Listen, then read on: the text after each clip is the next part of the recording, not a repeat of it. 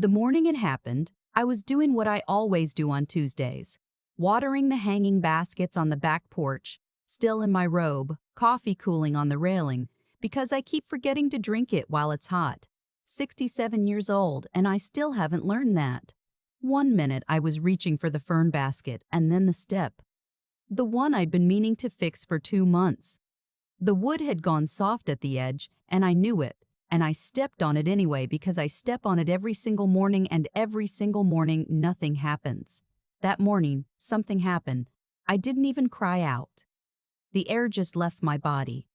I went down hard on my right side, and my wrist caught the railing on the way, and I heard the crack before I felt it. The pain came a second later, this deep, nauseating wave that started in my hip and rolled up through my whole spine. I lay there on the porch boards looking up at the sky, which was doing nothing helpful, and I thought, this is bad. My phone was on the kitchen counter. I hadn't brought it out with me because I never bring it out with me, because who is going to call me at 7:15 on a Tuesday morning? That's what I was thinking as I lay there. Who is going to call me? It took me 40 minutes to drag myself to the door. 40 minutes on a wooden porch in October with one arm that didn't work right and a hip that screamed every time I moved even half an inch. I know it was 40 minutes because I could see the clock through the glass door the whole time. My neighbor Ida found me. She had come over to return a casserole dish and saw me through the side gate. She was 73 years old, and she moved faster than I'd ever seen her move. And she held my hand in the ambulance and kept saying, "You're going to be fine, Eleanor. You're going to be fine." And I kept thinking, but who was calling my son? They called him from the hospital. Not once, 17 times over 3 hours while I was in surgery. I know this because the charge nurse, a calm woman named Bev, who I will be grateful to for the rest of my life, told me herself. 17 calls, 2 voicemails, 1 text that said, "Your mother is in surgery. Please contact Millbrook Regional Hospital as soon as possible." He didn't answer. I want to be careful here about what I say, because he is still my son, and there is a part of me that will love him in that particular helpless way until I am in the ground. But I also need to tell the truth, and the truth is, he didn't answer. I came out of surgery alone. I woke up alone. The room was yellow lit and smelled like cleaning solution, and there was a nurse adjusting something near my IV. And when I asked if my son had come, she looked at me with this very specific kind of careful kindness that people use when the answer is no. "We're still trying to reach him," she said. I closed my eyes and I didn't say anything else. My son. I'll call him by what he is to me, which is my only child, is 41 years old. He lives about 90 minutes away in the kind of suburb where all the houses look like they were designed by the same computer. He has a good job, a nice house, a wife named Katrina, who I have never been able to fully read, even after 12 years of trying. He and I have always had a complicated kind of closeness.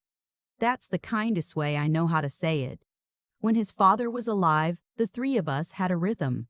After my husband passed 6 years ago, that rhythm changed.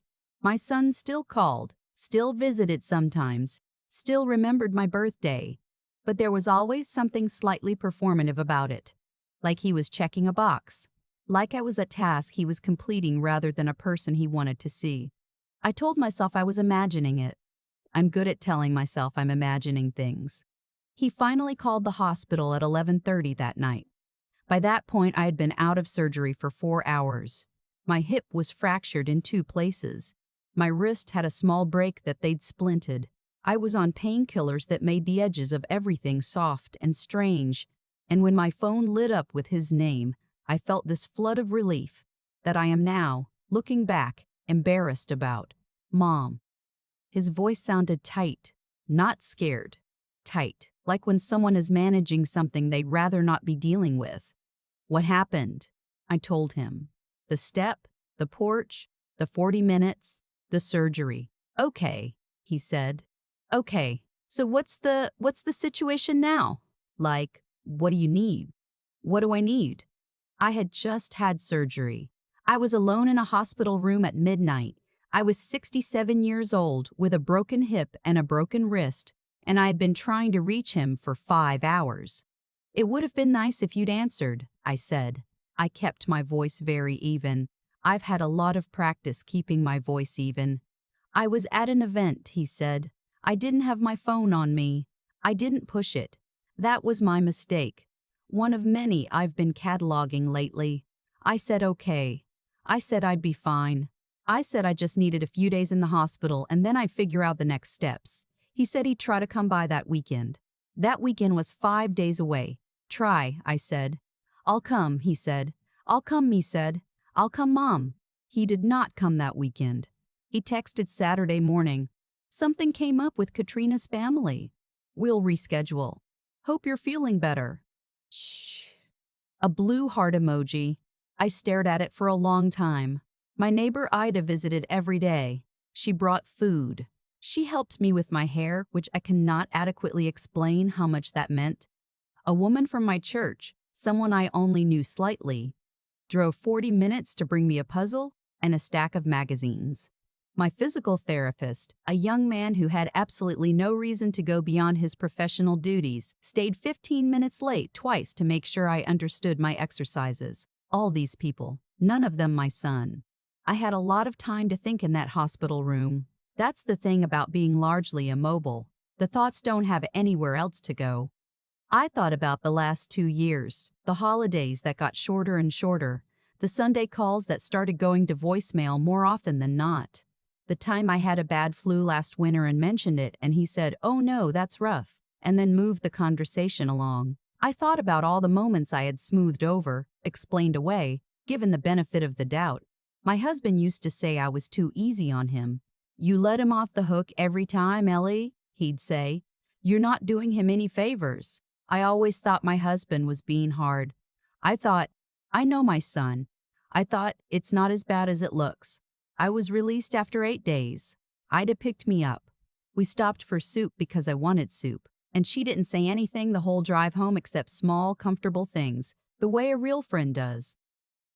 The next day, still in the particular exhausted fog of early recovery, I opened my daughter-in-law's social media page. I don't know exactly what I was looking for. Something. Some explanation. I found it. They had been in Scottsdale. The photos were time-stamped. The first one. My daughter-in-law in a lounge chair by a turquoise pool, holding a drink with a little paper umbrella, head back laughing, was posted on the afternoon of my surgery. The caption said, "Finally disconnecting. Phone off, problems off. Living for us." 41 likes. I scrolled. Pool. Restaurant. Golf. Sunset. Spa. The whole weekend. All 5 days. The event he'd been at when the hospital called 17 times was a resort vacation. The something that came up with Katrina's family was a pool day. The blue heart emoji was sent from a place with palm trees and room service while I was learning to walk to the bathroom with a walker. I sat with that for a long time. I'm not going to pretend I handled it with grace in that moment, because I didn't. I cried, the ugly, airless kind of crying that you do when something you suspected turns out to be completely true and somehow that's worse than not knowing. I cried because of my hip. I cried because of the 40 minutes on the porch floor. I cried because of Ida holding my hand in the ambulance instead of my child. I cried because of 5 days and not one visit and a blue heart on a Saturday morning. And then I stopped. I'm not sure I can explain exactly what the stopping felt like. It wasn't anger. Not exactly. It was more like something settling, like a decision that had been forming underground for a long time finally breaking the surface. I called my attorney the following week. Her name is Meredith. She's been handling my affairs since my husband died, and she is the kind of woman who listens with her whole attention and doesn't waste words. I told her what had happened. All of it, the hospital, the calls, the photos, the blue heart. She didn't say, "Are you sure?" She didn't say, "Give it some time." She asked me what I wanted to do. I told her. I had updated my will 2 years ago, shortly after my husband passed. My son was the primary beneficiary of everything: the house, my savings, the modest investments my husband had built over 40 years of careful, unglamorous work. The kind of wealth that doesn't look like much from the outside, but represents an entire lifetime of showing up. I told Meredith I wanted to change it. I want to be precise about my reasons, because I've spent weeks examining them and I think they matter. This wasn't about punishment. It wasn't about making him suffer, or sending a message, or getting back at him for something. It was simpler and, in some ways, harder than that. I no longer believed the inheritance I left would go to someone who had earned it by simply being present, being a son, being a human being willing to pick up the phone 17 times. I didn't remove him entirely. I'm not sure I could have, even if I'd wanted to. But I reduced his share significantly, and I redirected a substantial portion to two places. One was a small animal rescue organization that my husband had volunteered at for the last decade of his life. The other was a scholarship fund at the community college in the town where I grew up, for older students returning to education, because I know what it's like to put your own ambitions down while you raise a family, and I think that deserves support. It felt right in a way that surprised me. Not satisfying exactly, more like accurate. Like I was finally making the document reflect the reality instead of the hope. Meredith walked me through everything. She answered all my questions, including the ones I felt slightly foolish asking. She explained very clearly what each change meant, what could be contested and what couldn't, what was legally airtight. I left her office 2 hours later feeling lighter than I had in years, which is not something I expected to feel. I did not tell my son. I went home and I did my physical therapy exercises, and I watered my plants, the ones I could reach. And I called Ida to thank her again for picking me up from the hospital, and she said, "Oh, stop, you do the same." And I said, "I know I would." And that felt like something important. He called 3 weeks after I got home. By that point, I was moving around better, the walker mostly in the corner now, the wrist healing on schedule. It was a Sunday evening and his name on my phone felt strange. Not bad, just unfamiliar, like seeing an old photograph of someone you used to know well. "Hey, Mom." He sounded normal. Easy. Like nothing had happened. Or like what had happened was no larger than an inconvenience that had now passed. "How's recovery going?" We talked for about 10 minutes. He asked how my hip was. I told him it was progressing. He mentioned something about a project at work. He mentioned that Katrina sent her love. I said thank you. He didn't mention Scottsdale. I didn't mention Scottsdale. About a month later, he called again. This time, something was different in his voice, that tightness again, but sharper. I recognized the register. I had heard it when he was a teenager asking to borrow the car after something had gone wrong and he was trying to minimize the damage before I found out. "Mom," he said, "Katrina was talking to her aunt. Her aunt knows someone who works at the firm where Meredith Oakes is a partner, and apparently, is it true that you changed your will?" I let a beat go by. "Yes," I said. Silence. "Then why?" "I think you know why," I said. "Because I couldn't come to the hospital?" His voice had shifted. There was something underneath the tightness now. I won't call it guilt because I'm not sure it was guilt. It might have been grievance. The specific grievance of someone who has been found out and wants to reframe it as an attack. "Mom, I know where you were," I said. "I saw the photos." Another silence. Longer. "That's..." He stopped. Started again. "We had that trip planned for months. I didn't know you were going to fall," I said. He didn't answer. "I didn't know you were going to fall either," I said. That's the thing about emergencies. They don't check your calendar first. I heard him exhale. "So you're punishing me?" "I'm not punishing you," I said. "I'm making accurate decisions about my own life and my own assets. I'm allowed to do that. I'm your son." "I know you are," I said, and I meant it. There was nothing in my voice that was cold or satisfied or righteous. I was just telling the truth. "And I love you. I will always love you." But love doesn't mean I leave everything to someone who couldn't answer the phone 17 times while I was in surgery. He said some things after that. Some of them were angry. Some of them were the particular kind of hurt that comes out like accusations. He said I was being dramatic. He said Katrina had needed that vacation. He said he couldn't be expected to drop everything. He said he had a life too. I let him say all of it. When he was done, I said, "I hope you have a good week." He hung up. I sat for a while in my chair by the window. Outside, the maple in the front yard was doing its October thing, going yellow and gold. My husband had planted that tree the year we moved in 31 years ago. He'd planted it on a Saturday and come inside sunburned and pleased with himself. And I'd made lemonade and we'd sat on the porch steps and watched it stand there in the ground, barely a sapling, and talked about what the yard would look like in 30 years. He didn't get to see 30 years, but I do. I'm still here, and I'm not going to spend whatever time I have left making myself smaller so someone else finds me easier to overlook. That's the thing no one tells you about getting older. Everyone talks about the grief and the slowing down and the parts of your life that narrow. No one talks about how certain things get simpler. How at some point you stop being able to afford the luxury of pretending. Not because you've gone cold. I haven't gone cold. But because the pretending costs too much and you've finally done the math. My son and I still talk. Less than we used to, which is saying something. The conversations are careful and polite and mostly about nothing. I don't know if that will change. I'm not holding my breath, but I'm also not closing the door. I don't think you should close doors on your children, even when they've behaved badly.